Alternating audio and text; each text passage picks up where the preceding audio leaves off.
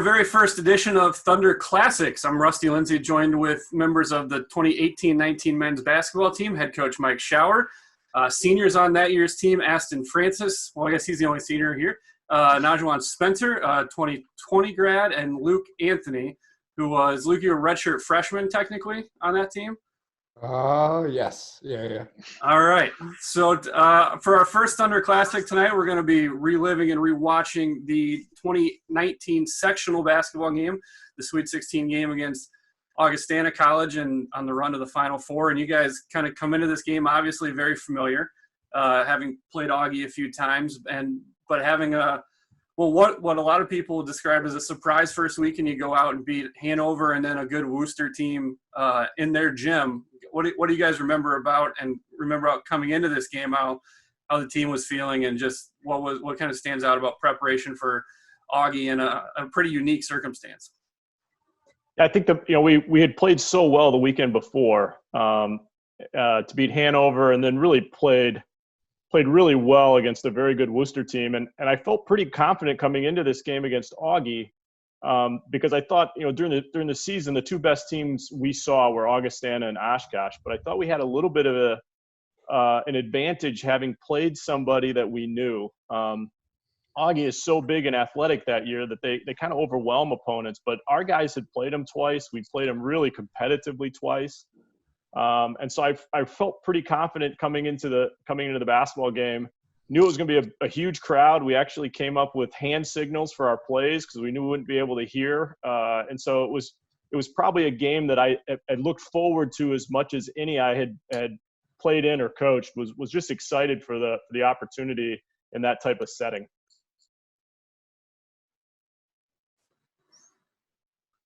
Yeah. I think it's good. Go ahead, Jay. Yeah, definitely. Coming into the tournament, I know for myself, I was very hungry.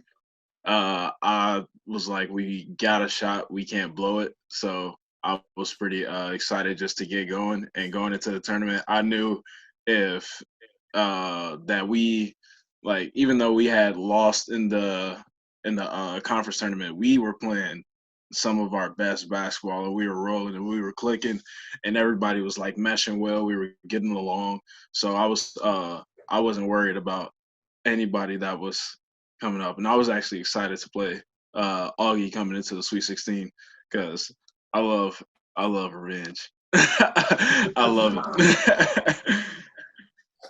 Yeah, no, I think we were excited but calm.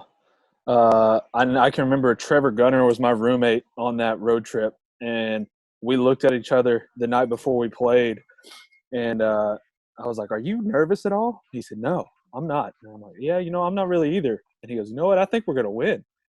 And I was like, "Yeah, I really do too." So it was weird that we were very calm and confident, even though we had lost to Augie the two times we had played them that season, and they were always tough. I think we knew we were playing well and we're ready to go and felt confident that we could get the job done. Yeah, going off with what Aston just said, there was after losing them twice, both very closely, one last second shot, we had a type of confidence and like calmness, like Aston said, that just like we were excited. Like we had really nothing to lose. I mean, as I think Coach Schauer told us that the Augie parents had already bought like tickets for like the Final Four Elite Eight match. And it was just like we had no pressure, and just going in a game with no pressure, just calm, but then excited because we knew it was going to be packed, and we knew that it was going to be tough for them to beat us 3 times. As we start to take a look at the video, when you guys take the floor with an atmosphere like this, obviously I can assume with Jay because it's pretty obvious when Jay's dancing for the jump ball, but is there do the emotions really turn up to 11 when you get in an atmosphere like this? Oh, definitely. Oh, no doubt. And what makes it better is all while we're warming up, the Augie fan section, they do a good job of like trying to get under our skin and let us know exactly what they're thinking about us and stuff like that. So it's fun. Yeah, they're brutal, man. Yeah. They're brutal. No, Aston, I that's mean, for sure. that's for sure. Yeah, we've had some pretty funny, inappropriate chants taunted at us over the years, for sure. But I honestly didn't realize how big the crowd was until after the game. Like when someone sent like, "Wow, that was crazy how packed it was." I went and looked, and I didn't realize that like people were standing all across the rafters and stuff until after the game. I actually think those two plays were big that you just saw. They went right in the post to Benning because that's where we had put Aston and he missed. And we go down the floor and dunk in transition. And I thought emotionally that was a really big start for us at that moment, the play that you just saw. Yeah, Jay, let me ask you. Obviously, you've got the emotions going. You hammer one home right away. You get to the foul line right away. You got to be feeling pretty good about yourself already. See, I am in that second play when I got to the foul line. I was actually going to dunk it again, and my teammates joke and say that I wouldn't have dunked on Michael Martin, but I know it was if I would have got that one step instead of getting tripped, it would have been another poster. And it would have, Yeah, you would have had 3 or 4 more posters in the second half if you weren't cramping too, huh? Oh, definitely. Oh, definitely.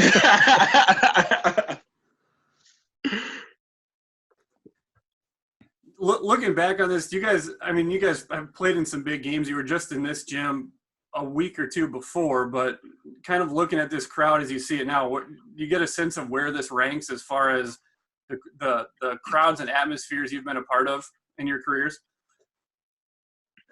Yeah, it's definitely up there for me.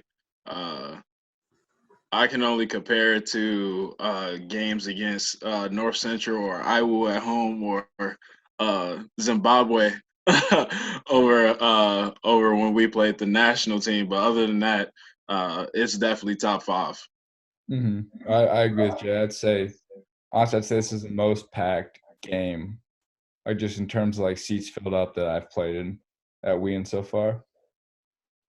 Yeah, I think that was definitely that. And at North Central, that last game, I think a couple weeks before this, we're pretty packed out, but this one definitely stands out. Man, this was fun. this run was crazy.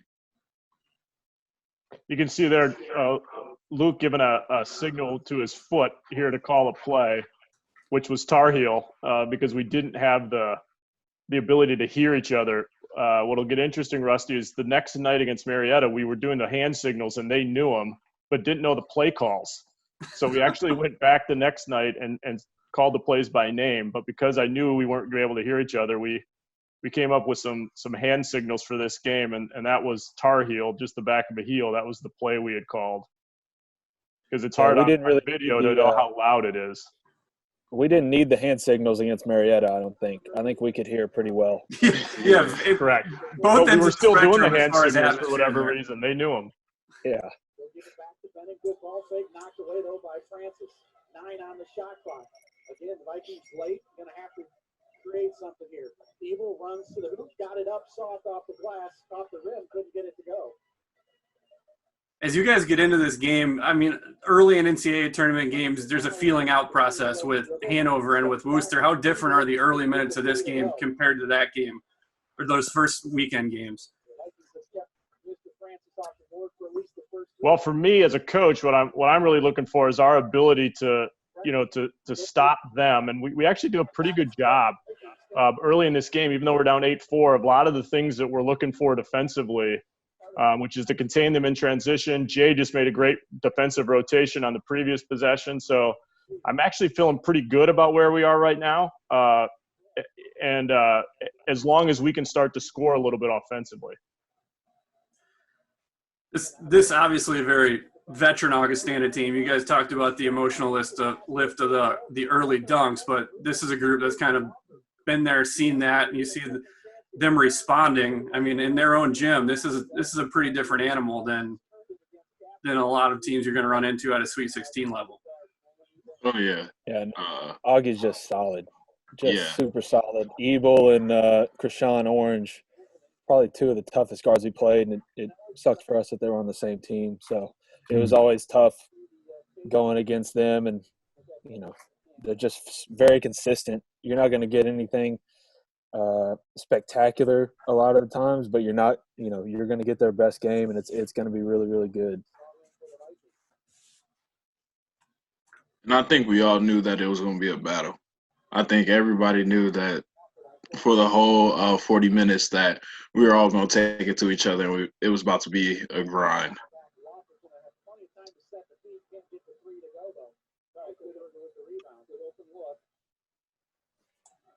That's going to hurt his 86% career three-point percentage in NCAA tournament play, though, Chris.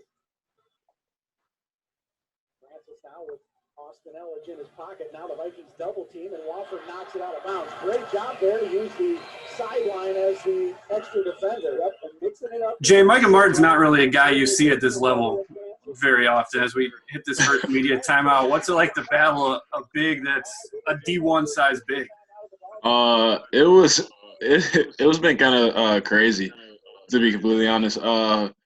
Just playing against Micah Martin and Brad Perry and Sean Johnson, you think when you hear about 6'11", 7 feet, you think about it, and you think about it as so much more bigger than you are. But then seeing it next to you, you're like, oh, that's a big boy.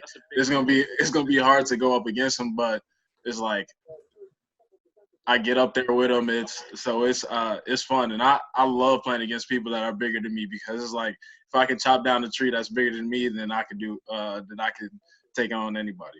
I love it. As this game progresses, though, Rusty, we kind of took advantage of some of that, because Jay's going to end up with I think 18 in this game, and obviously Gavin Hawkins hits some big threes. So we actually took advantage a little bit of how difficult our team is for Micah Martin to guard away from the basket.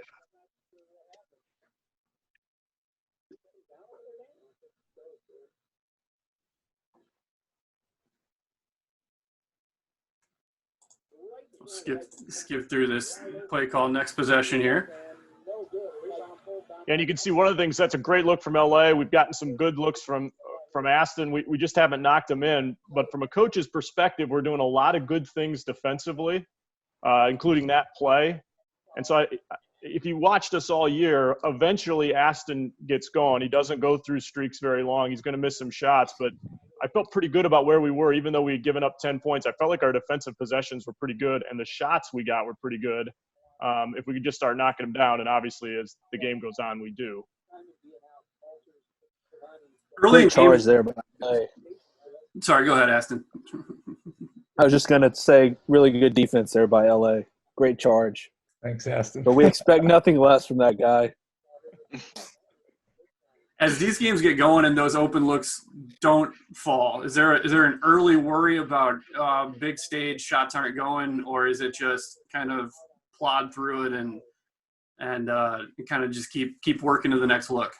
Kind of going off what Aston said earlier, I felt like we were pretty calm like the whole game.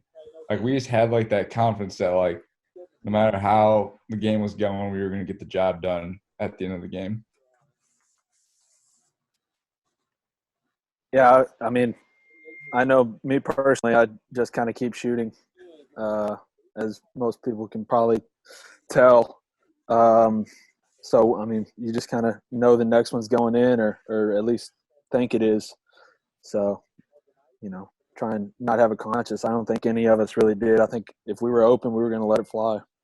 Shoot. Yep. You miss your first three looks here. Just getting to the free throw line and seeing two go down, is that kind of the medicine you need in those situations?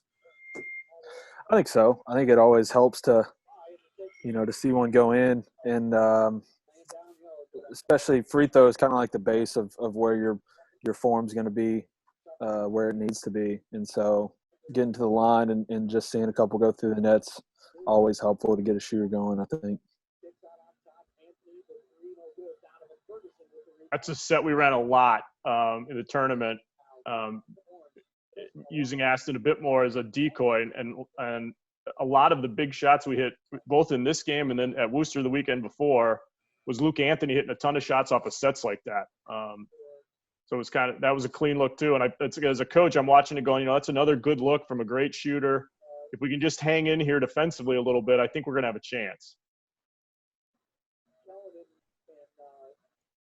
Luke, you were obviously a mid-season addition for this. Talk a little bit about what that was like, stepping in, having not played for a year and a half or so, and then getting up to speed in a hurry and getting to play a big part of this run.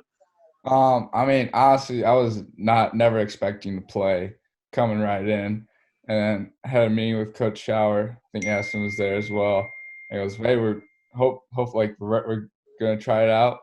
And I was just, like, excited for the opportunity because I hadn't played really competitive – because I didn't play at Dayton. So I didn't play a competitive game in a long time. And I was just really grateful that, like, I was going to be able to play in a competitive game once again. And then it was definitely tough adjusting with conditioning because football is a lot different than basketball. But, like, the teammates were great. And it was a very smooth transition. Yeah, it actually speaks both to Luke and to our team. I had obviously seen Luke play a bunch at Wheaton North because my son was in the program. It's down the street. His parents went to Wheaton when I was at Wheaton, so I'd seen Luke play a lot. I also was familiar with what they did at Wheaton North. So what we were missing, when we got beat by IIT, I knew a lot of what we were missing Luke took care of. What I really appreciated about my team is they didn't know that. And they showed a great deal of confidence both in me and Luke by letting that play out. And obviously, it made a significant impact for us. You see Spencer Peterson leave the game there, and that's a big adjustment because he doesn't come back in this game. He played 6 minutes, and that's the end of his season effectively. What does that adjustment turn to as you start to look at Trevor Gunter playing that 5 more in a very different skill set than what Spencer brings? Yeah, I mean, obviously at the moment I didn't know whether he would come back. I think where it played out a little bit was we may never get to Gavin Hawkins. And so Gavin was able to have some moments there. But really where we missed Spencer as it went forward was actually in the game against Oshkosh as we went forward here because of his physicality in that game. But a difficult loss. I've told people this before. Analytics would tell me that Spencer Peterson was one of our best players. We were most productive with him on the floor a lot of times. So it was a pretty significant loss and would become more significant once we got to the Final Four. I think we definitely missed him in that game against Oshkosh. It was good to see one go down for Aston. That's always a good sign. Once one goes down, once he gets going, there's not a real good off button. So once he makes one, like the one he just made, you start to feel a little bit more comfortable because once he sees one go through, he starts to feel better too. Yeah, definitely.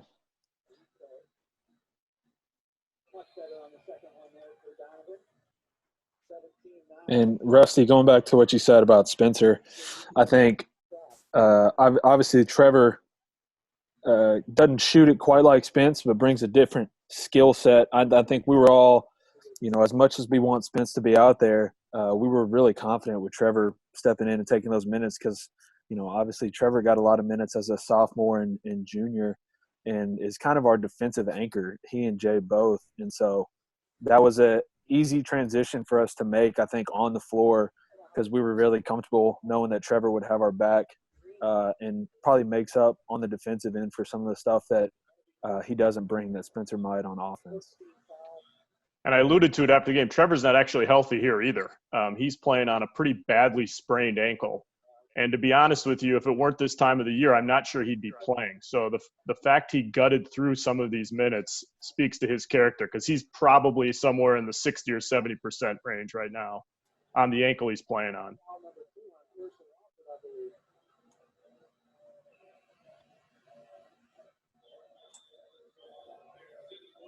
Michael Berger going to check back in. So 2 for Pearson, 15 fouls, team's tied on fouls with 12:06 to play. Pearson going to stay in the ballgame though. Francis catch and shoot, got it to go, just a 2. When you guys start to add media timeouts into the equation, what's a bucket like that do for the morale when you realize, hey, you're a kick ball away from all of a sudden going into a timeout with a bucket like that? Vikings again trying to get their guards to the bucket, kick into the corner to Washington. I think it just adds momentum for us, especially, with it kind of swinging their way at the beginning of the game and them having a, 8 to 10 point lead there for a second. I think it just gives us good momentum coming out of that timeout that, we're starting to see shots fall and making the game a little bit closer. Hopefully we can make a run. Yeah, the big thing as a coaching perspective is it kind of changes your substitution patterns a little bit because you sort of have some known stoppage of play. So I can extend some of these guys a little bit more. So it's always a little bit of a change from a strategy standpoint with the media timeouts and how long they actually are.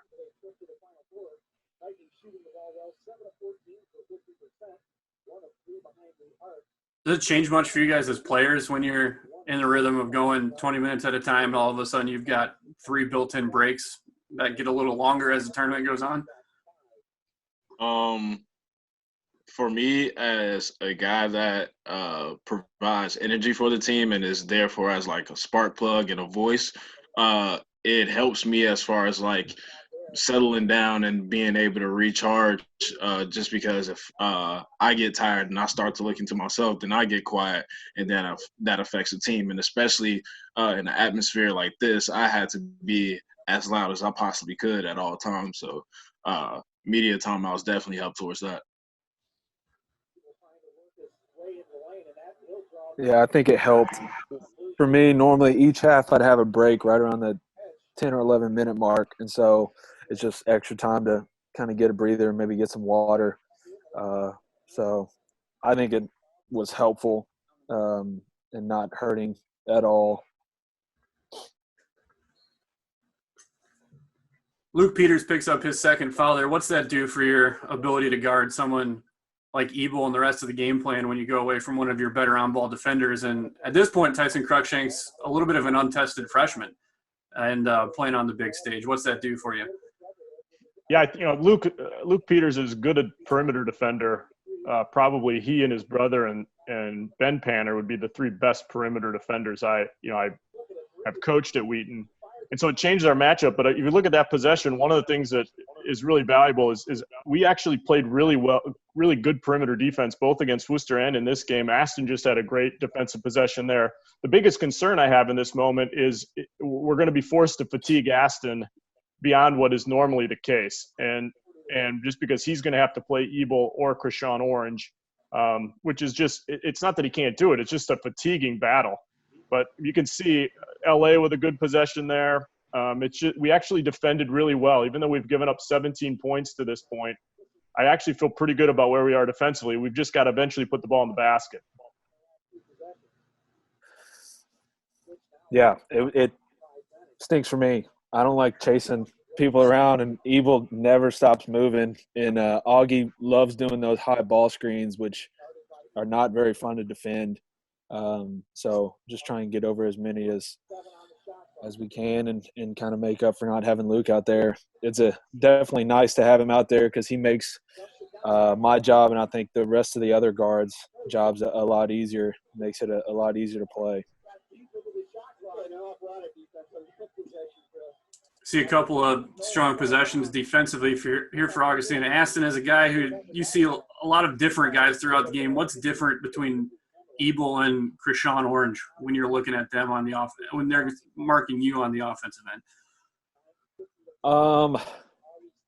Krishan actually guarded me for the most part, I think. And he's pretty unique in the way he guarded me. Most people will either try and be physical, going off screens and like try and push me off, kind of off my path when I'm coming off of screens, or guys will try and fight through the screen so they can maybe get a steal or just get in the passing lane. Krishan would like hide on the baseline, completely out of position if I were to cut or anything, but he knew that he had help. And so it was just really awkward to run off screens with him already like starting behind me. So if I were like standing down on the baseline, kind of where Jay is right now on that free throw, only the guy's going to be in between me and the rim. And Krishan would be on the baseline side of me where he could go ahead and just chase me around the screen. So it was always kind of weird for me facing him because no one else would do that. And it's just an awkward way to defend, but it worked pretty well, I think. You talked about that during practice, during walkthrough, and then also you I think earlier during one of the media timeouts, you pulled me aside and talked to me about it again, and was harping like to set the screen a certain way just so you can get off of them. Yeah, so normally you're going to set the screen where I can run on the outside of you, and kind of turn and get my feet set. And I think what I was telling you in all those walkthroughs and timeouts was to set the screen where I could go on the inside, where you would just run straight into him, because he was playing it so well where if I went to the outside, he was right there. And so if we switched it up and went to the inside, which I think we actually did a couple times, and got some good looks, you would just run right into him and kind of throw him off his rhythm. Exactly. So you guys survive a scoring drought, and all of a sudden it's a 2-point game. You get Jay's 3 and that runner. What starts to go through the team emotion when all of a sudden realizing you're back to within a score?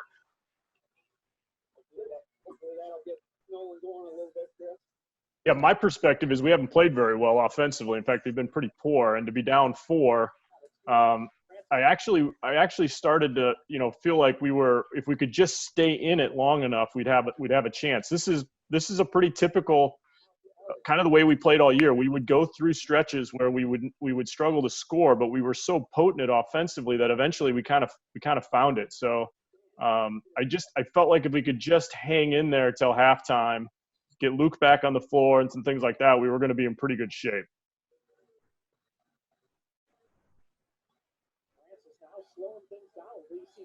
Yeah, I think, and especially like in an atmosphere like this, you just don't want to let the game get away from you. And so when it's a 8-9 point game early, a couple misses by us and a couple more makes by them, and it can get out of hand. If their crowd gets going, and they can make a little run. So for us to keep it close and then cut it back to a 1-possession game, I think is really important in that sort of atmosphere, to not let it kind of get away from us. Yeah.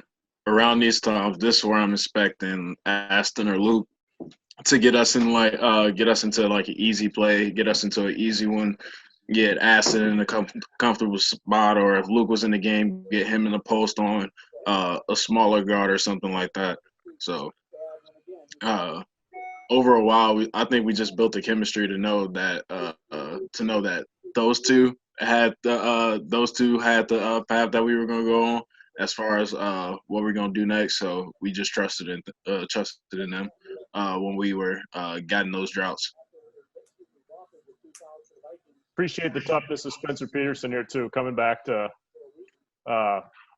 give it a go here. This was a huge shot because the play didn't work, and Jay just sort of created one. It's great coaching right there. Jay, at that point, do you start to feel you've hit 2 threes now? You had the early dunk. You start to feel like you're dialed in for that night? I have been dialed in for a while. Ever since I knew that we had a chance to play them again since the bracket came out, I had that game circled as a possibility. When I say on the basketball court, I love revenge, and especially I knew that we were going to get to play in their gym. It couldn't get any better than this. So I was ready for it.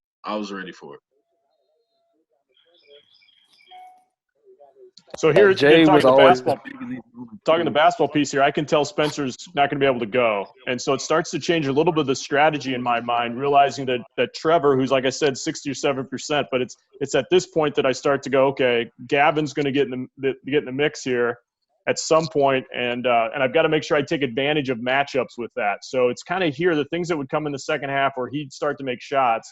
From a coaching standpoint, you're starting to think about that right now because it's pretty obvious Spencer isn't going to be able to come back.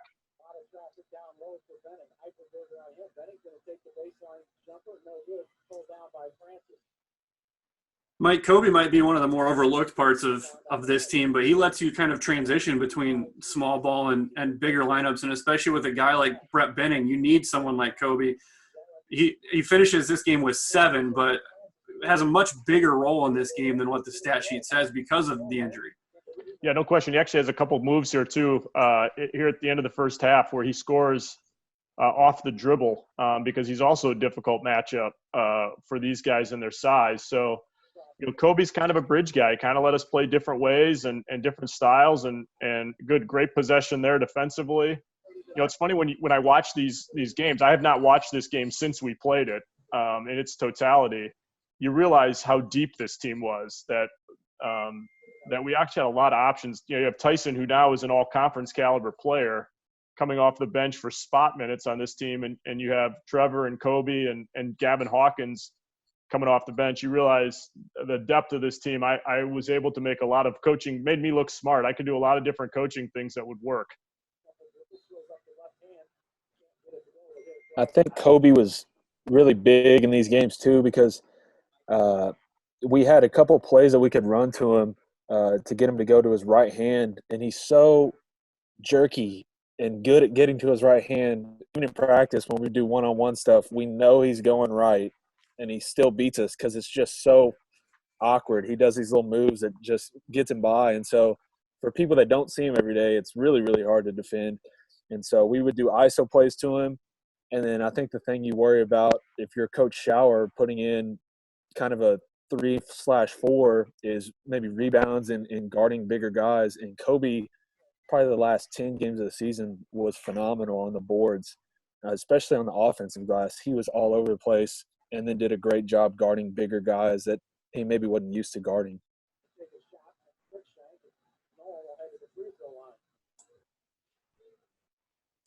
Shank's a tough kid, but I like that matchup for the Vikings if you can get Nolan, as you say, going downhill. Yeah, he's not, you can tell the difference when Aston Francis, who's a big body, sturdy guard, is guarding Nolan versus Cruikshank, who's a little on the slider side. Nolan missed the free throw. That might be the nicest way to keep Tyson small. In the lane as Eichelberger takes it at the other end. Now Spencer gets back into the offensive side of the floor. Francis going to work on Martin, going to split the defender. Shot up, no good. Pretty good job there by Micah Martin. Elledge going to pop in transition. Oh, that could sink us. Awesome. This has been a pretty quiet crowd given how the first half has gone and what it could be. What's the feel in the building when they hit that three and all of a sudden the crowd kind of gets a spike? I don't know. I feel like Aston said at the game, we had a calmness to us where Coach Schauer kind of reiterated throughout the tournament. Was just every possession, take it one possession at a time, and just like defensively, offensively, it's one possession. Don't worry about the next three. I feel like that was just our mindset. Just get through this possession. Or, yeah.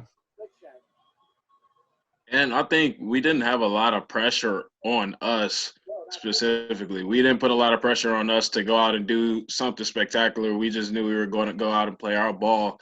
But them, they was like, this is their year with Benning and Orange and Evo all being seniors. And it was like, this is, if they don't get it this time, then this is done. And I don't think they wanted to play us coming into this game, knowing that we had lost to them twice, and it was pretty close games.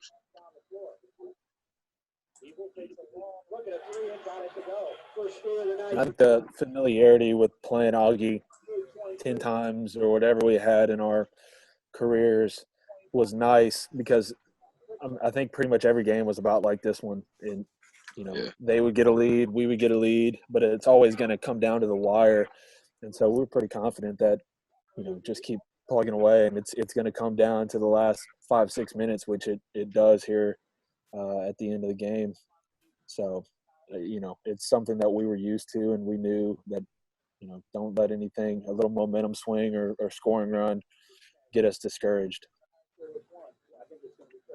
A couple of huge baskets there from Kobe. We talked about, that he came in off the bench and he became a tough matchup, and he scored twice off his right hand, which is, Aston was kind of teasing it. I mean, Kobe always went right, and yet people struggled to stop him.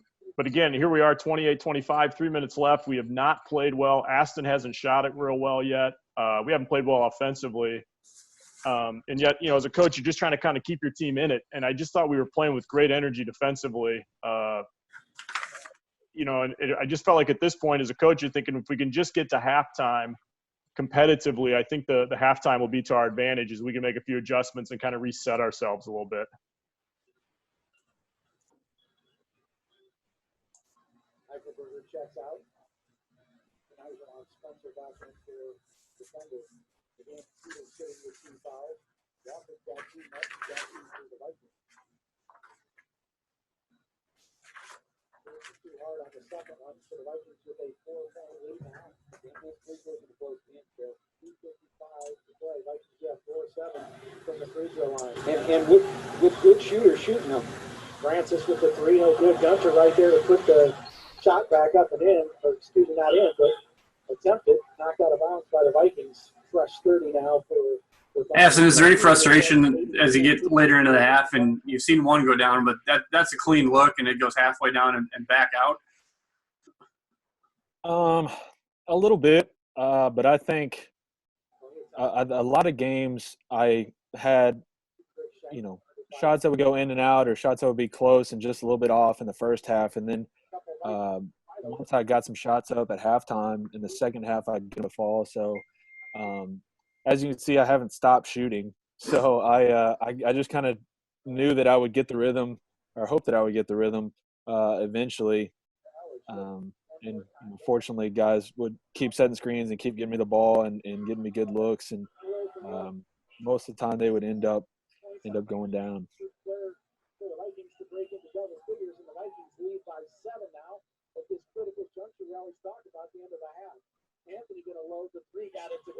Huge shot. You can feel the game a little bit. You can't get, if you go down at halftime, 10, 11 points, we're struggling a little bit. LA, that's just a huge shot. As you look at our run through the tournament, that's as big a one as we had because it broke their momentum a little bit right before the half. Austin passes on the 3, gets it right back to Orange. Still plenty of time on the shot clock. Ferguson going to go from 17, got it to go. Something we haven't seen a lot. Maybe on a baseline, take that shot. I think he's more comfortable shooting from out front, obviously. These seem to be kind of your typical Augustana possessions. Move the ball a lot. Ball swings both sides of the floor. Just very patient with this group of they know they're going to get a look they like.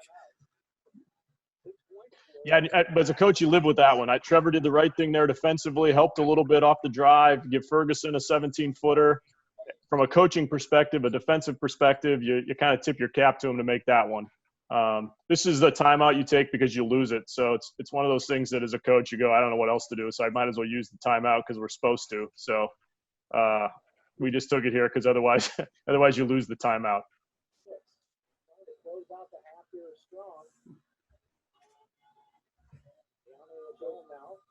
On Francis. 14 on the shot clock. Watch him slipping back door. There it is. That's all the room that Francis needs. Boy, that time he fades away deep, and that one he threw off the top of the backboard. I think I got fouled there, Rusty. Maybe the worst shot in the history of the Wheaton basketball program right there. I'm fortunate I can't see it because Aston's video on my screen is taking it up. I remember going, oh, boy. I think it went off the side. I got hit in the arm. They didn't see it. It was off the screen, so you couldn't see it either. Well, that would probably be the last shot he did of the game. That's not – I mean, that's pretty similar to the shot I think I take against Marietta too, though. So yeah, correct. And the thing is – just practice. Yeah, with Aston, we tease about it, but it took me a little while to realize that you got to live with some of that stuff to get those other moments. I thought this was a huge possession here too. Obviously we're going to hold for what is virtually the last shot, and Aston does a great job here of giving this up. And I think our ability to score in this possession was really important heading into the half. With the arm, Francis going to step back, gives it up in the corner. A dome drives baseline, shut up, got it to go right over top of Benny. Timeout quickly taken by the Vikings. Yeah, tough shot there. At least the Vikings got it out of the hands of Frank. You know what? They got it out of the hands of Frank. Yeah, that's a little bit of an possession, based because you don't want to go too early. If you do, they've got all the momentum, and you could be at down double digits quickly. Well, we're just trying to get to halftime. As a coach, I'm just trying to get to halftime. We've got some foul trouble. We haven't shot it very well. They double Aston there very clearly strategically. And for him to give it up and Ye to make, that shot, which obviously is a precursor to kind of where his career has gone. And it was a huge basket because I was really thinking we needed to get into halftime in that 4 to 6 point deficit range. Because I felt like if I could settle us down and kind of reset us a little bit, we weren't going to miss the type of shots we were getting in the first half for that entire basketball game. So I felt comfortable about it as long as the lead wasn't too great, or the deficit in our case wasn't too great.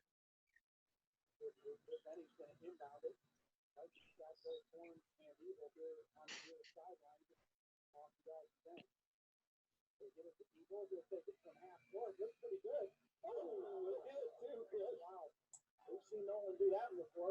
Just a step over half court. No one misses the long three-pointer to end the half. And the first half of good basketball comes to a conclusion with the Vikings up 36-30. Dan, good job. So you mentioned the foul trouble. You mentioned not shooting it well. Down 6 feels probably really good as you guys walk off the floor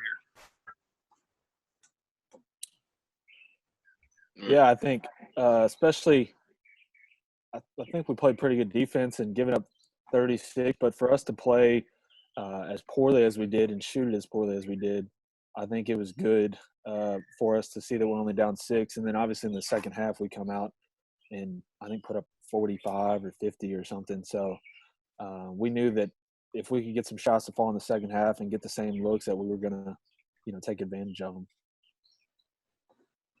So we are at halftime of the Augustana sectional game of the Sweet 16. Wheaton right now trailing Augustana 36-30. Mike, what do you tell your guys in the locker room here?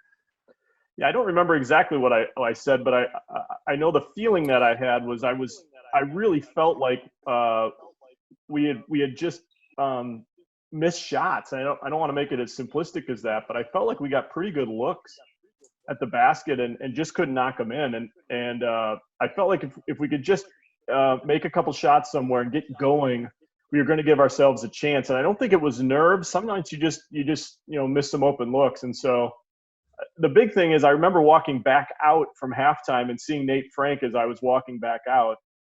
And obviously Nate coached for a long time as well. And I think we both felt like we were in a little better place in the game than maybe people thought, because of the fact that if we just sort of hung in there. Aston doesn't go very many nights or very long without making some shots, and Jay and LA and other guys had gotten looks at the basket and made some. I actually felt okay about it, broadly speaking.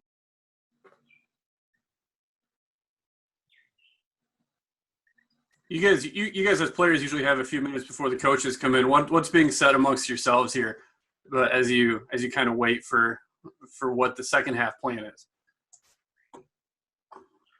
Oh, this is like the perfect time to use calm, but I will change up a little bit.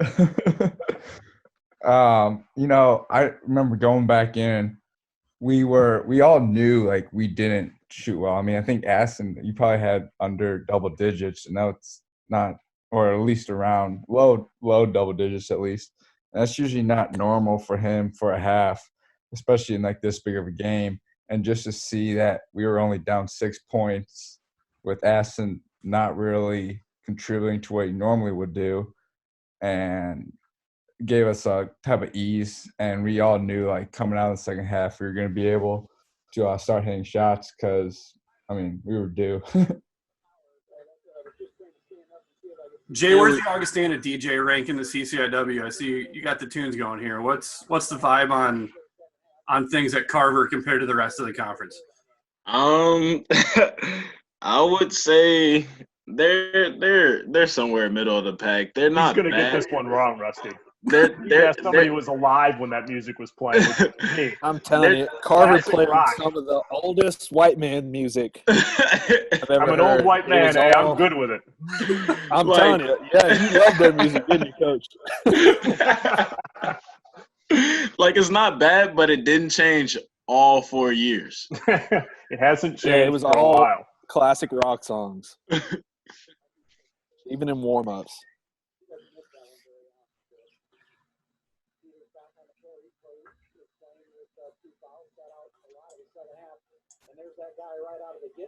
Again, a set we came out of the half with, it worked perfectly, just missed. But I felt good about the possession. You know, the play worked.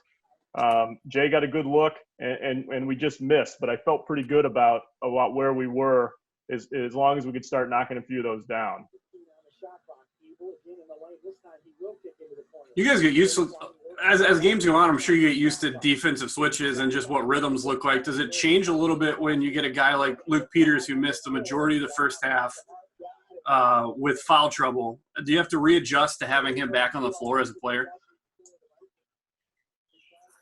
I don't think so.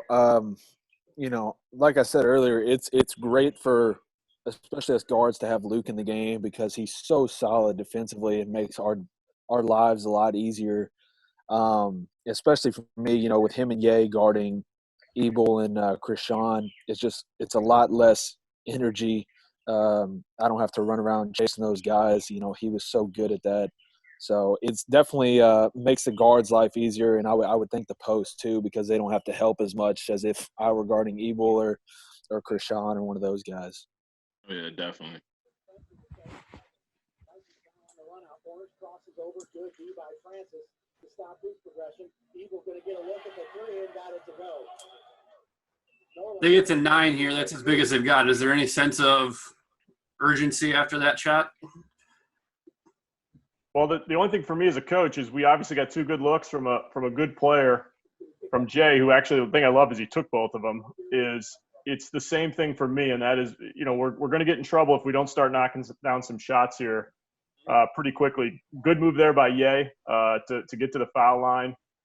We're actually defending pretty well even on the other end, but we're giving up some transition stuff. The whole game is going to hinge at this point on whether we can make shots, and if we can knock some down, we'll start to settle in. And as a coach, you keep waiting. If one big shot can go down and kind of relax everybody, you know, I think the floodgates could open. It's easy to say that now because I know what's going to happen, but at the time, you're just kind of waiting for it. I think the other thing in this moment is what you've seen is we've had guys make plays. Ye did there. LA hit a big shot. Jay did. Kobe did. That kept us in the game offensively while Aston was not putting the ball in the basket. And I just thought that was so significant in hindsight that it was those guys that kind of kept us close. And then obviously, you know, as we get going here, A's gonna finish it off with some shots down the stretch as he often did and did the weekend before. Looking for help, but had a clear path to the basket. That time Spencer lost the ball, took a shot. I don't know if it was from Walker or somebody else. The other thing I look at when I watch this game, Rusty, is how much talent is on the floor in this game. Because you realize how good a player and how good a season Wofford ends up having the next year, how good a season and player Ye is the next season. And you start to realize there's an awful lot of talent on the floor right now. Mike, where's this Augustana senior group kind of sit in where the conference has been in the last 10, 15 years? Yeah, it's a good group as we've had in our league. And, you know, I think I said it after the game.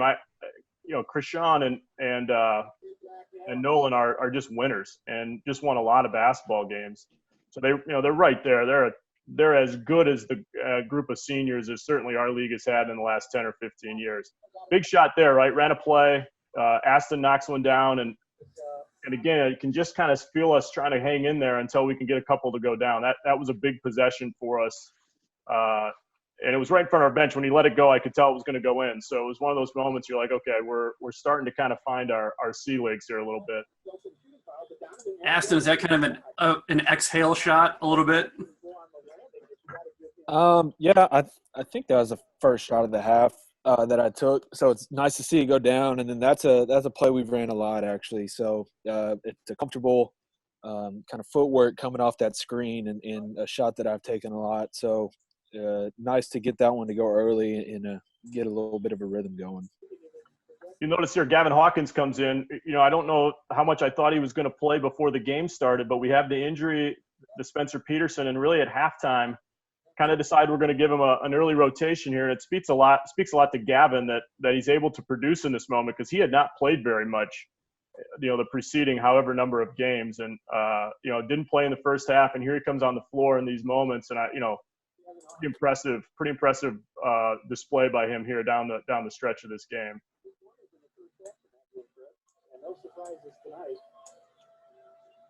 Yeah. And I think Augie's the perfect team for Gav to play against too.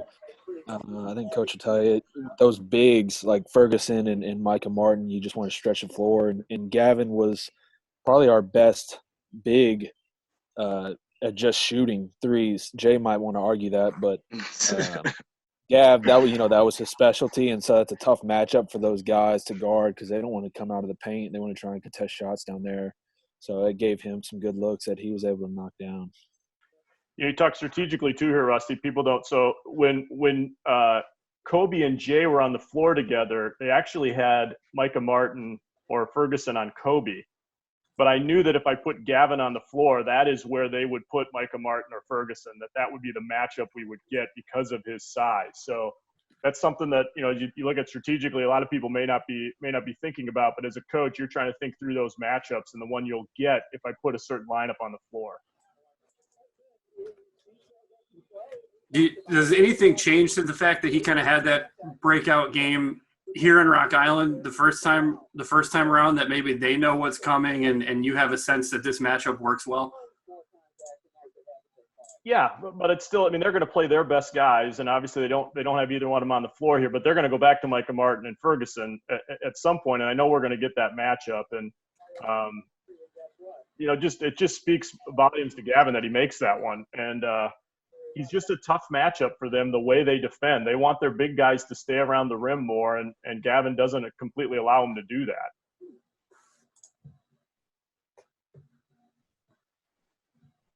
Down low to Benning. Now takes it in the lane. Kicks to Elledge in the corner. Austin with the ball fake, not working on Anthony. Gets in the lane, fades away, squared up, couldn't get it to go. Wofford with the offensive rebound, ball leaks out. The shot clock had reset, so I'll be in no hurry here. This has the potential to be a big possession going into the immediate timeout as this unfolds with a second chance here. Yep, and lost in a lot of the Aston did a tremendous job on Benning in a scenario where it was, where are we going to put him defensively? Had a good possession there defensively on him. We actually defended really well in that possession, and in previous possessions they posed so many tough matchups, and I just really thought we had guys defend really, really well. Obviously, I told you I haven't watched this since that night, watching the game in prep for Marietta. I haven't watched it since. I'm so impressed as to how good this group was defensively. There's just so many good things that if I'm watching it as a coach to point out how often Jay's in the right spot in rotation, how hard our guys are playing on-ball defense against a tremendous team. This was it was a pretty special effort defensively to keep us in the basketball game until we started to make some shots. As you get to this point, how big does it feel to win that first 4 minutes?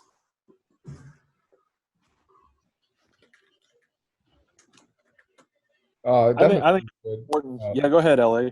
Yeah. Especially what Coach has been saying with Gavin. See, just guys off the bench. In the first half, Kobe had a quick 4. Gavin comes in. I think he ended up scoring 9 or 12. And then, Ye in the first half had 2 points at the end of the half. Just seeing other guys contribute other than Aston, and Luke Pierce was in foul trouble the first half. This was, I think, one of Jay's career highs. It was just great to see, other people step up before Aston started to put the ball in the bucket a couple times. Very athletic rebound by big LA. board there, Very LA. athletic rebound. Great stuff. But another big play, right? Another big play. This, to be honest with you, Rusty, this is my favorite game of my time at Wheaton because of how many guys contributed to this win and how many plays guys made that mattered, including the one we just saw from LA. we had to have a lot of guys make plays through the duration of the game to keep us in it, and they just did. And so I just love this game because we all dealt with a lot of the idea that we were kind of a one-man band, and those of us inside and Aston would be at the front of this group. We knew that wasn't true. He scored the most, but this really emphasized how good a basketball team we were.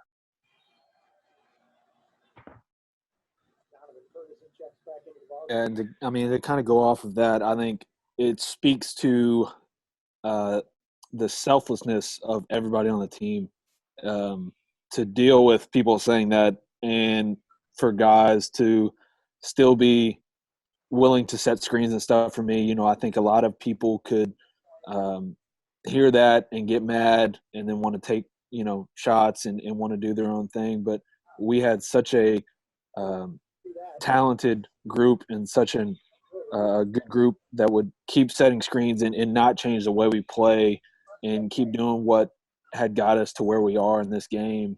And, obviously some games, I would need to step up and do a little more. And then there's games like this where I struggle and guys pick me up and pick up the slack and we just play a really, really even game.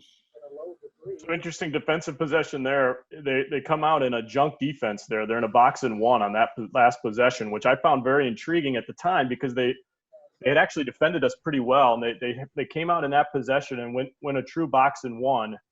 And one, it speaks to Aston's talent offensively. But I thought it was an interesting moment in the game to have them do that. And we're going to have some guys make some shots as they do that as the game progresses. Jay, you got to watch out for our cramp, our leg cramp. Jay's struggling out there. Get him some pickle juice. Jay had about 5 different cramps throughout the game. Yeah. It was a rough second half. It was a rough second half. It was like 100 degrees in that gym, wasn't it, Jay? It was. My diet didn't help it either, though. You see, I think there was an Augie guy in the Speedo. It wasn't for the dress-up game. It was just hot in there.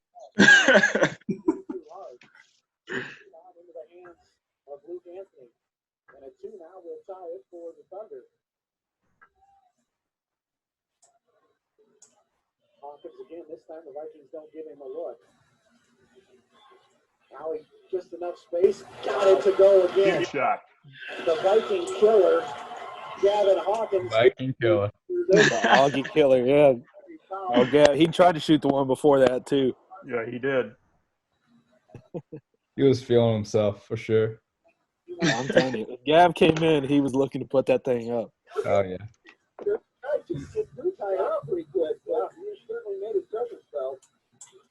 But to be honest, we're up one here, and it doesn't feel like we have – it feels like they should be up by more because we've struggled a bit offensively. And it's one of those moments where you kind of feel like, hey, if we can hold our ground here, we can start to get a little separation for us because the game doesn't feel like we should have a 1-point lead at this point.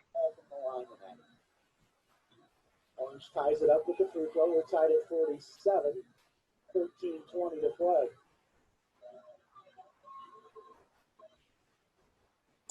Francis gets inside the arc, steps to the baseline side, and we're going to get a push off on Francis.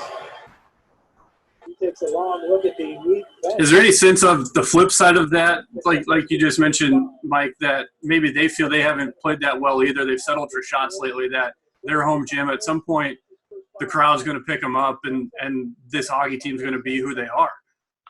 Yeah, I mean, obviously, I would imagine that they would tell you that they felt supremely confident. In fairness, they should. They're a tremendous team who did not get beat in this building very often in 4 years, and so, I'm sure they would tell you the same thing that they felt pretty good about where they were. The truth is that we should be down at this point, but we fought so hard defensively to keep ourselves in the basketball game. So. But I'm sure they would articulate a pretty strong sense of confidence where they're at this point as well. Francis had it partially blocked. Spencer had the tip. Dome saved it. Good athletic play there. Another foul there, Rusty. Couldn't get him off my arm. Aston didn't miss many shots that he didn't think he got fouled on. So I can tell you the time we were at Whitworth and he came over to me after missing some shots claiming that the rim was too low. I That's swear how that confident rim a was shooter low. he was. You True. saw Jay's putback. That rim was 9.6, Coach. Hey, that was a legit putback. You just mad you can't get up like that. But it speaks – I mean, Aston just was such a supremely confident shooter. And I actually share the Whitworth story. I'm teasing him now with other guys to say, I mean, Aston had such confidence in his shooting ability that if he went through shots where he missed, it must be the rim's fault. And I say that teasingly, but that's a sign of a guy that just believes he's going to make shots. To this day, I still think Whitworth's rim was low. I realize I'm not you do. coming off that point. They all felt good. They were long. It had to be low. I believe you're making my point for me, Aston. Yeah.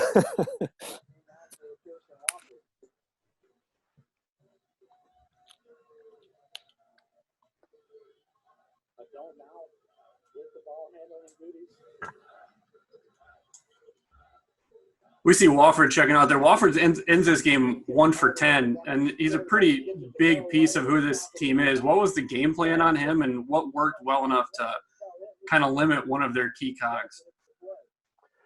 Yeah, hey, I want to point out another great play by Luke Anthony there off the bounce to score a big basket to keep us tied there. You know, the deal with Wofford is he's such a good player and such an unorthodox player.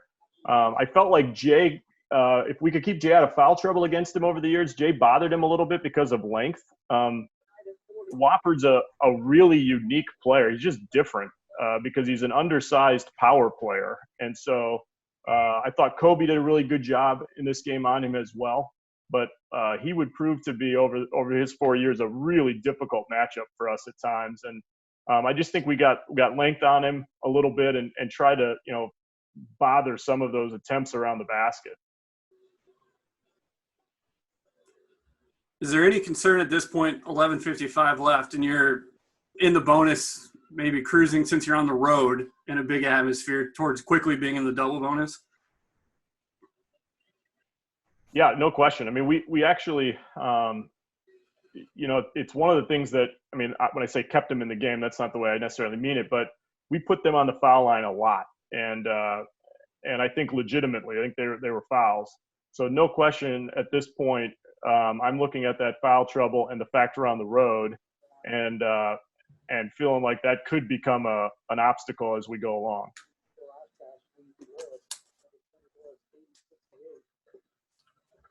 You guys have talked about, Luke you mentioned as well, the calm that you guys have coming into this game, but the last 8 games against Augie prior to this one was a spread of -9 for you guys. You're 1-7 in those 8 games. The longer this goes, and it's one of these one-possession games, is there any sense of that those past one-possession games kind of lingering and maybe you're kind of waiting for that other shoe to fall a little bit?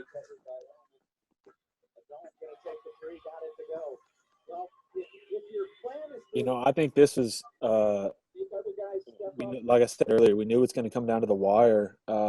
And given what we had done the weekend before, I think we were just confident that we were, going to come out in the last 5 minutes and execute and do what we needed to do to win. And, Augie is just so tough because they're so consistent and they just wear you down. They drive middle and they set those pick and rolls and they just get in the paint over and over and over again. And it's really tough to guard, especially at the end of the game. They don't do anything special. They just keep doing what they've been doing all game, and it kind of wears you down.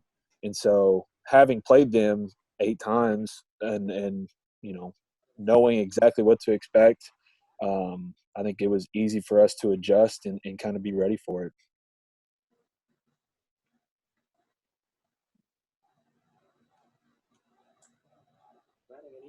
Catch out on top. Not much working here so far for the Vikings. Elledge and Benning Can't work the two-man game. Now deep in the shot clock, 5. Down low, they go to Benning, knocked out of bounds by Eichelberger. Not a lot of good space in there either. No, and no movement and not much ball movement in that whole possession. Spencer checks back into the ball game for the Thunder. Vikings will counter with Donovan Ferguson. Micah Martin with 4 fouls on the bench for the Vikings. So see what the Vikings can do with a 3-second shot clock. They mentioned the foul trouble there. Does that do anything for you as you kind of extend Gavin a little bit here, that Micah Martin's off the floor and you don't have to worry about that matchup? Honestly, no. What I'm actually looking at here with Gavin is I knew Ferguson was going to come on the floor, and I knew that he would guard Gavin, that we would actually have this opportunity. Now he misses that one, but from a strategic standpoint, I know if I have Gavin on the floor, that Ferguson's going to play him, and I'm probably going to be able to get that shot. And he misses it, so be it. But that's what I'm actually thinking about strategically here, is that this matchup is something we may be able to take advantage of. And Aston probably scored about 800 points on his career on that exact movement, where it's just a handoff and he steps back and shoots a 3. It's just a really difficult thing to guard, and and a big shot.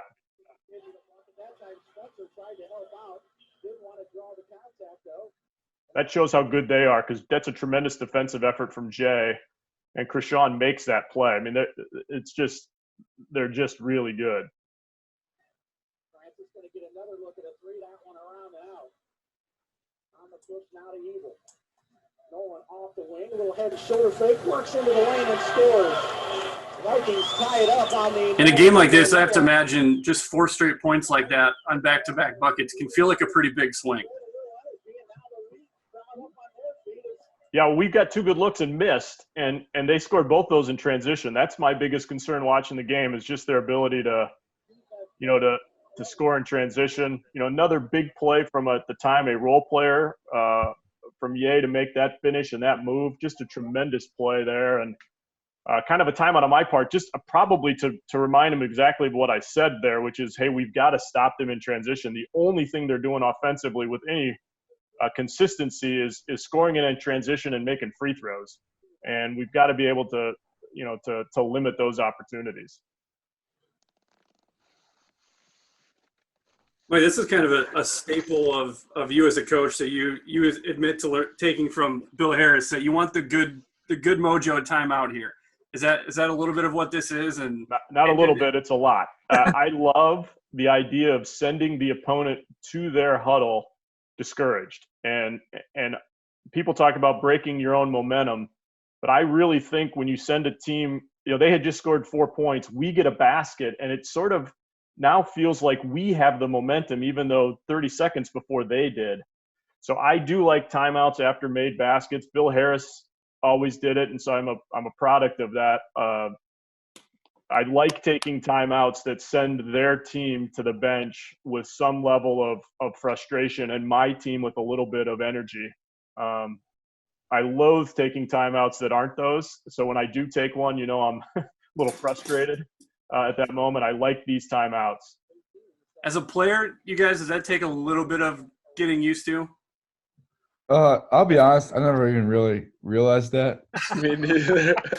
But now it's a good thing to know. So, I mean, usually the only time I realize a timeout is when the other team's like on a 10-0 run. It's like, oh, here comes a timeout. We're about to get yelled at, and that's really about it. And I hate taking those timeouts. Yeah. The only thing that was weird for me is when he called him at the beginning of the half. I know, like, the first few games I played, we would score with like 18 minutes left in the second half, and he would call it a timeout.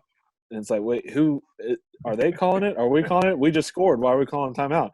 Yeah, the reason so in those situations, I can explain it. When we're up maybe 6, 7, 8 points at the half, and they come out and score the first 4 points to cut it to 4, I like to take a timeout the moment we get the lead back to the number it was at halftime.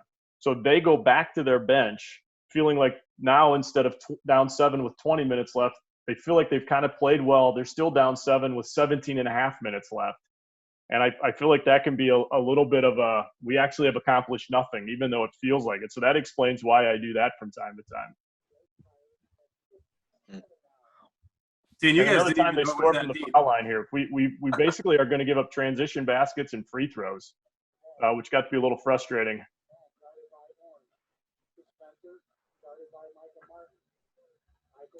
Francis, long three, no good. Eichelberger though has the free ball knocked away, and Pearson Wofford landed in the front row, right in front of a couple little kids who are quite proud of themselves for Grant Dahlstrom for taking the hit. And all these younger super fans there. So again, Wheaton going to get a second chance opportunity out of this. You get Francis to miss a three, you feel like you really missed. Peter's got away with a travel there, Chris. Eichelberger going to kick it. Spencer going to load the three. Got it to go. And again, second chance opportunity.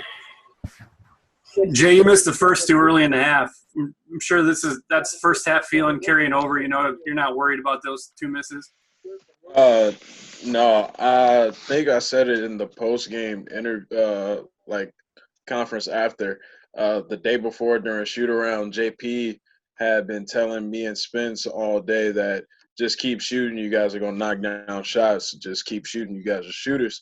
So I think all game I was just fired up and just ready to let it fly, and it turned out to be a good choice. And it turns out to be a little bigger here as we get to the media timeout and you guys have the lead. I'm sure at this point you kind of feel like you've gotten over a little bit of a hurdle, so to speak, that you've got the lead at one of the milestone breaks here. Yeah, I think so. Yeah. Mm-hmm. Yeah. Jay's credit, he he says that he's amped up for these games and is ready for them, and that's true, man. His whole career, I think he was always ready to make plays in big games. I can remember this game specifically in a North Central game. I think we went double overtime. I guess that would have been Jay's freshman year, and Jay hit a shot with like 10 seconds left to send us into overtime. So he's a gamer, and he loves the moment and loves getting the opportunity to hit shots in games like this. Mm-hmm. It's fun. It's nothing better. It is nothing better.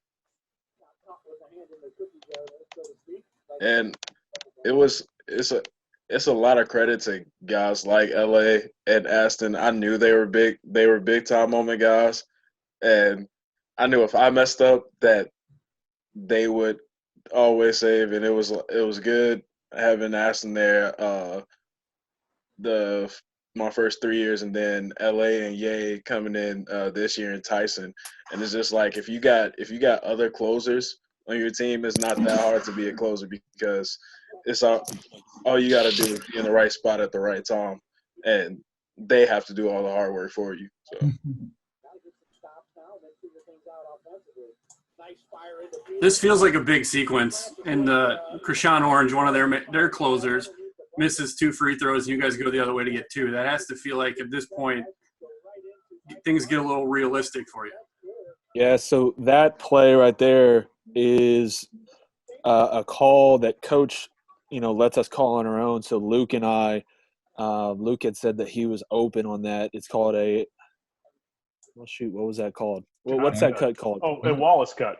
Wallace cut. So Luke normally would, kick to a wing and then go screen away. And instead of screening away, he takes a couple steps the opposite direction and then cuts back door.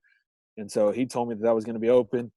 We ran it, and he was right and got an easy one. Yeah, so this sequence here, obviously they get score in transition, kind of run the ball. They're so good at it.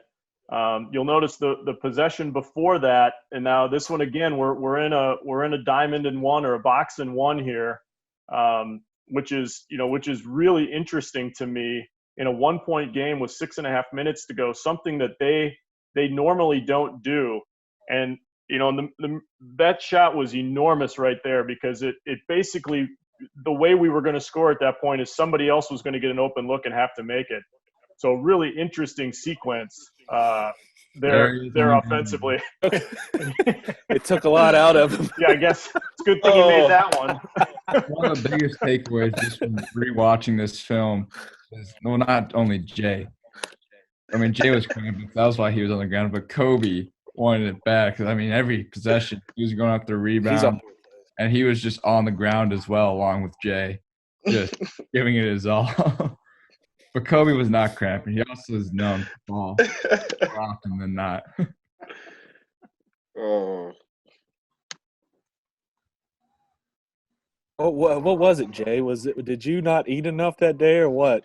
Because you normally didn't cramp You're up like you're that. like cramp number 5, literally right now. I think that's what it had to be. Plus, I think it was the situation, everything like combined. It was just not good. It was not good at all. So again, strategically here, watching the game a little bit is if they're going to wasn't sure if they would stay in that box and one. So we're going to give Aston the ball, and it's obviously difficult to play a guy box and one if he has the basketball because you're going to just be with the one defender then.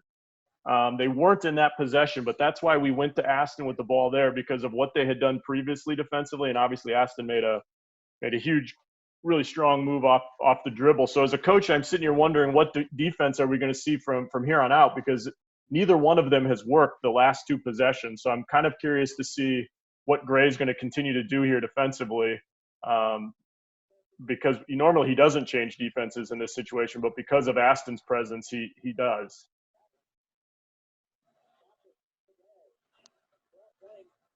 Huge basket. And I don't know if you noticed. Yeah, definitely. After that layup, if LA was on the floor, you got to watch out when you make a big play because he's got that football mentality. He came over and pushed me twice and knocked me into Ebel over there. So you got to watch out for LA. He's going to come up and hit you when you make a big play.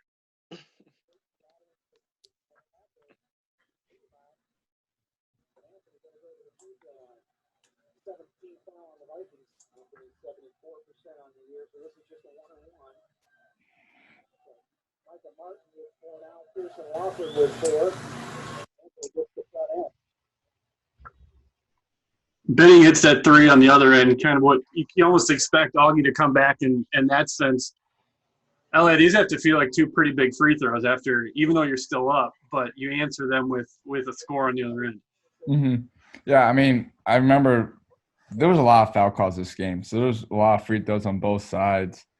And I went after the rebound and kind of got a lucky call, kind of tried to settle a little bit. It was nice because, I think I was the only one that even went for the board, and just to be able to have the opportunity to take 2 free throws off that possession just felt good. So.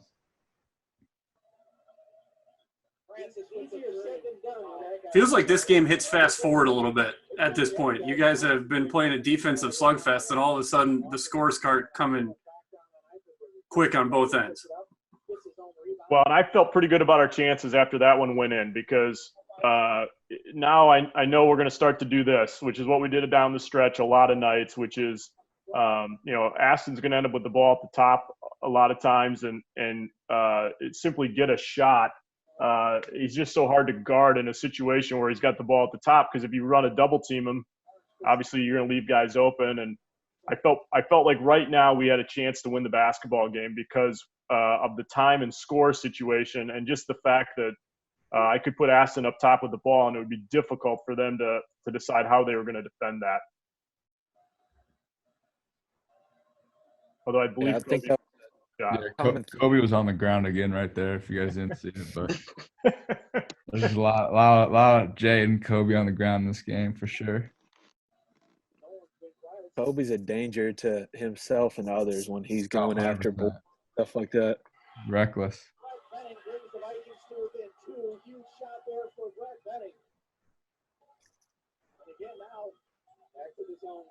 Yeah, so now we're back to the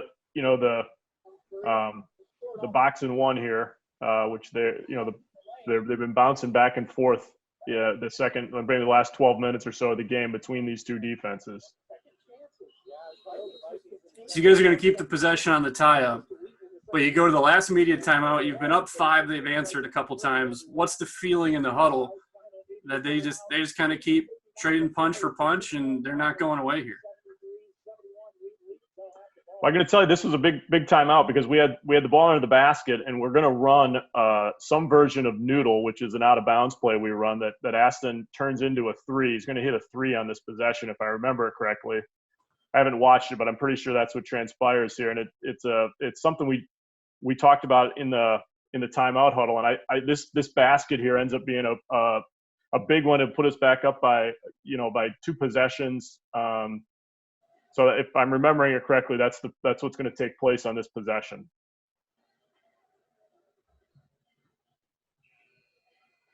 You guys as players, you've been up 5 a couple of times here. You've watched Orange answer a couple of times, Benning answer a couple of times. What's going through your minds as players as they keep coming back off the mat? Honestly, it's just match them. They're going to throw punches. We're going to throw punches. It's kind of just how basketball goes. They'll go on a 5-0 run. We'll go on a 5-0 run. And just as long as we didn't let them go on like that 10-0 run, we knew we'd be good at the end. And yeah, that's how I remembered it. And now I feel pretty good because Aston's starting to feel pretty good. And if we can get stops, I know they're going to have a hard time stopping us because Aston's starting to feel pretty good about getting shots at the basket. And kind of down the stretch of games in the tournament, which we really didn't do it in the regular season, but starting really with Worcester, once we got a lead and it was under 4 minutes after that last media timeout, it was kind of – I got the ball up top a lot of the time and just run the clock down if we had a lead and, make it 2, 3, 4 possessions where if we score 3 out of those 4, we're going to win the game. Because if we've got a 3-point lead, it's going to be hard for them to score, and match us if we can hit shots. And I think Gavin ends up hitting one right here, which makes it super hard for them to get back into it with us running 30 seconds off the clock every time. Another box in one possession, so another guy's going to get a look, and Gavin drilled it, and Aston gave up the ball, which was significant to make sure we got a chance to get that one off. At this point, I'm sure the crowd almost starts to feed against Augustana because that angst starts to build up in a crowd that big. Yeah, they just haven't been in this situation very much, and I don't think they anticipated they would be, where we've got the 6-point lead and the basketball, and we're going to take 30 seconds off the clock here, and I believe A hits one on kind of a step back here to make this a 9-point game, and at that point it's going to get mathematically difficult for them. Yeah, Aston, take us through this possession, knowing that you got Krishan one-on-one here. Yeah, I mean, just the same thing. It was nice against Worcester that we had, I think, 4 or 5 possessions exactly like that, where it's just run it down and then make a play.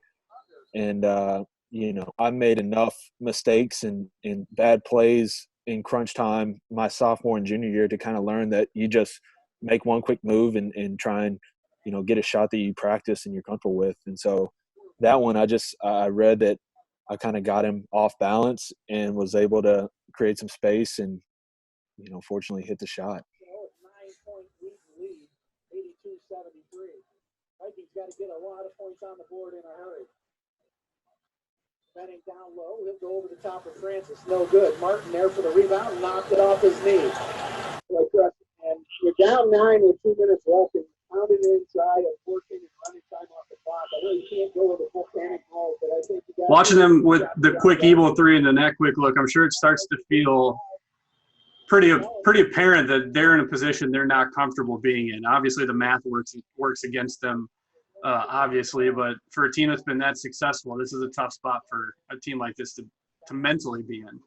Mm-hmm. Definitely when we went from 6 to 9 and stopped them on this possession, I definitely felt like, okay, yeah, we're about to win this game. Like it's pretty much in our hands at this point. Yeah, they have to start fouling here pretty much, and so it's get the ball in your best free throw shooter's hands. So normally LA and I or Ye and I would be at the top of this press break here with Luke throwing it in, and then try and play keep away pretty much.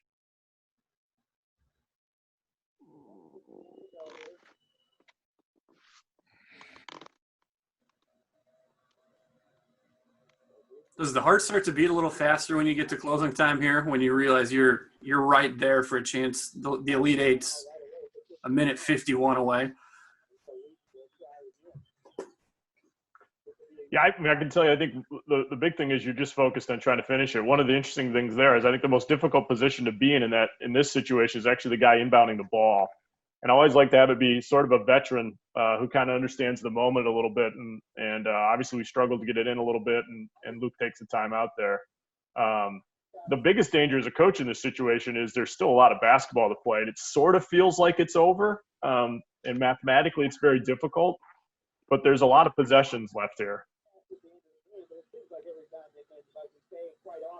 Yeah, I think as from a player standpoint, you stay locked in, and you don't have to do anything spectacular. It's kind of on them to do something out of the ordinary. For us, it's don't turn the ball over and make free throws. And if we do that, we're going to win. They can make as many threes or whatever as they want to, but with a minute 45 left, it's pretty much impossible if we make free throws and don't turn the ball over for them to win the game. Jay, you had talked about the revenge earlier. During that timeout, you see probably more than they'd like to see heading for the exits. How good does that feel, getting to see that now in hindsight, that you had them heading out early? I was sitting on the bench over there, just ecstatic. I mean, with me going down, even though it was pretty, I think, a self-inflicted thing with the cramps coming in during the game. To see like Gav come in and step up and Aston get into his groove and LA starts like him hit big shots. It's just like I knew I had a good group of guys behind me with that and doing that. So I was just happy just to be in that moment. And now I was ready for Marietta. I was like, let's go, next one. It's time to keep it going. Yeah, you were hydrating over there. Man, Alan had me drinking the Gatorade. The Gatorades with salt. I will never, ever, ever not drink enough water again. Those are the worst things that you could ever have.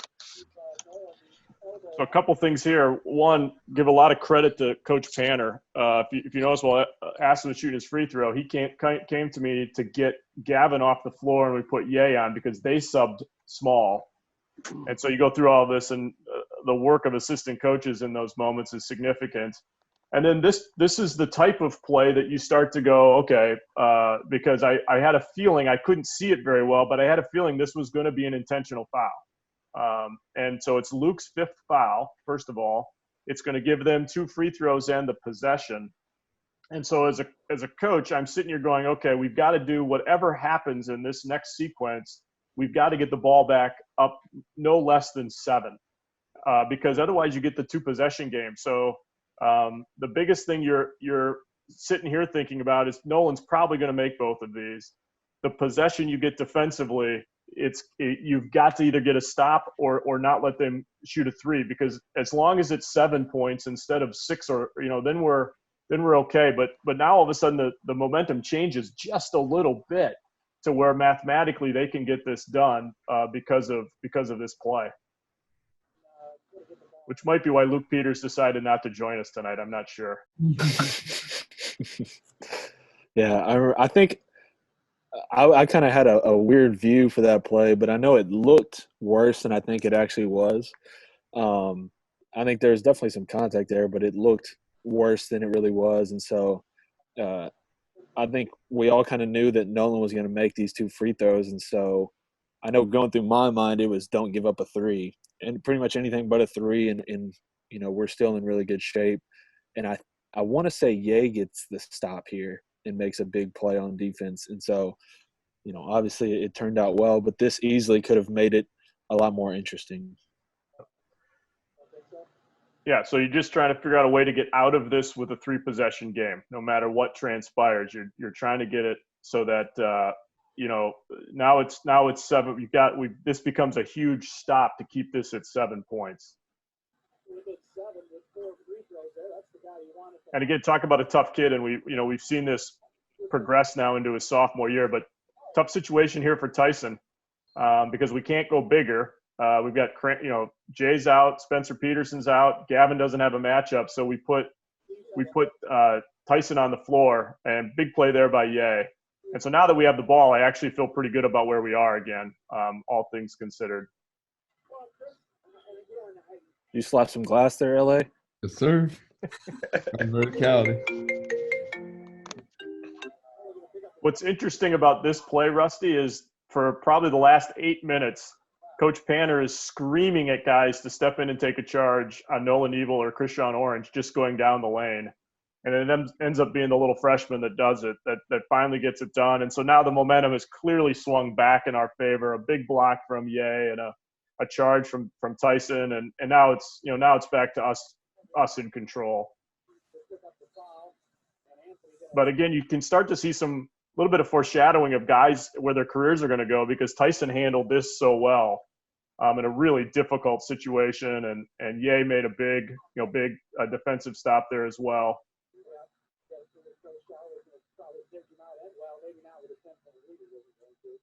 In the past, they haven't really. They've kind of written it.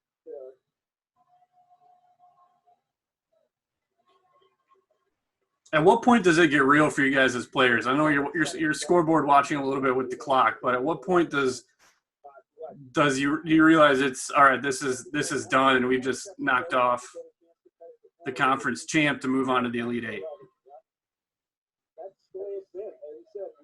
I specifically remember when Tyson took that charge.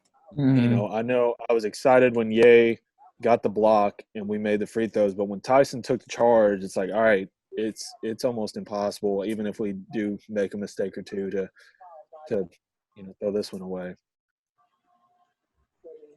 Yeah, I'm with Aston on that one. Once Tyson got that charge, it felt like it was pretty much over at that point, as long as we made our free throws and didn't make any dumb plays. I think what's not seen from this camera angle is there's a pretty strong Wheaton crowd, almost as good as any we've seen in Rock Island behind your bench. How much was that a push to the finish line as this lead built that they were the vocal majority of the gym? They definitely gave us a boost. They kind of rallied us in and made, even though, as you can see with everybody, even though it's still people are leaving, there's still a bunch of fans there that I think still doubles what we had behind our bench. But behind our bench was so loud and just rooting us on the entire night that it just egged us on to keep grinding the whole game. I will say something, Rusty, in response to, our crowd was unbelievable. I actually remember turning around, and I don't usually notice people in the crowd during games, but I remember seeing Karen Peters, Luke's mom, and just the excitement of what was transpiring here. But I really thought it was kind of neat how many Augustana fans actually stayed. I think they appreciated how good they had it for the 4-year run of this team, and knew that they were watching a pretty special basketball team's season come to an end, and just how uniquely talented this group was. And you'll notice, most of their student section is there. I thought that was actually pretty cool.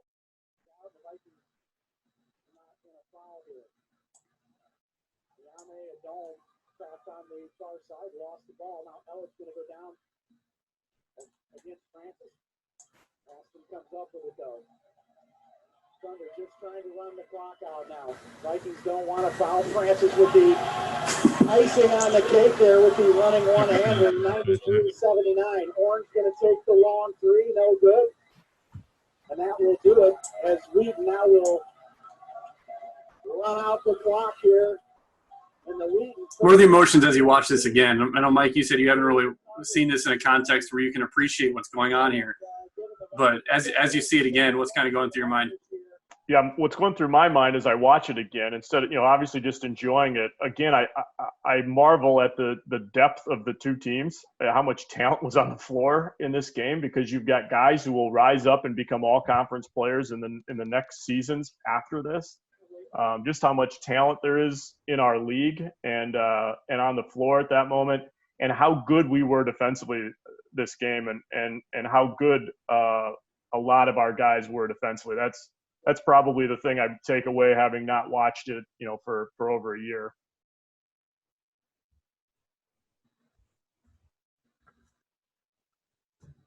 Oh, for me, it just kind of brings a sense of joy back. I remember that game like it was yesterday, especially just talking about it in the senior spotlight. Just reminiscing about it then and now, rewatching it. And I'll never forget the dunk to start off the game, or just looking at the disappointment on all the Augie fans' faces as they walked out, knowing that we beat them. And I think it kind of stung a little bit more that we went into their house and got the better of them for that time. So.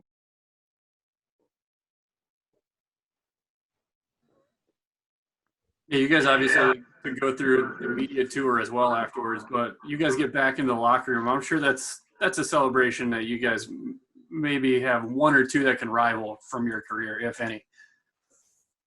Yeah, for sure. I remember it was kind of a hike to get back to the locker room at Augie's place, and all I was worried about was trying to get Schauer in the pool. Because we said, like, every time we played Augie, and then the one time we actually beat Augie there, we were in a different locker room. So I just wanted to make sure he had to jump in the pool, and he ended up not doing it. I think he still owes us a dive. Oh, yeah, definitely. I absolutely owe you a dive. But here's what I was actually worried about with this, Rusty, is because it was Augustana, I immediately started to think, well, that's great, but now we have an opportunity to do something. There'd be only a few things better than beating Augustana in the Sweet 16 at Augustana, and that would be to win the next game and go to the Final Four. So my immediate response was, not only was I not going to go in the pool, but I had to try to kind of get us centered again, which was going to be hard because of the Sweet 16 win would have been significant no matter what. But because of who it was against and where and the crowd, I was trying to figure out how do I kind of move us along, and so I refused to go in the pool because of that. Yeah, we'll get a chance because he was wearing his expensive suit that day. I have nothing but expensive suits, don't forget it. Yeah.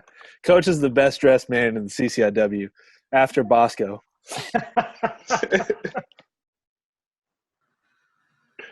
Well, we'll get a chance to kind of look back at the Marietta prep as we watch that tomorrow night. But thanks for joining us tonight, guys, and we'll kind of recycle this and we'll do this tomorrow night on our second edition of Thunder Classics here. So thanks for joining us tonight. No problem. Thanks, Rusty. Sounds good. Thanks, Rusty.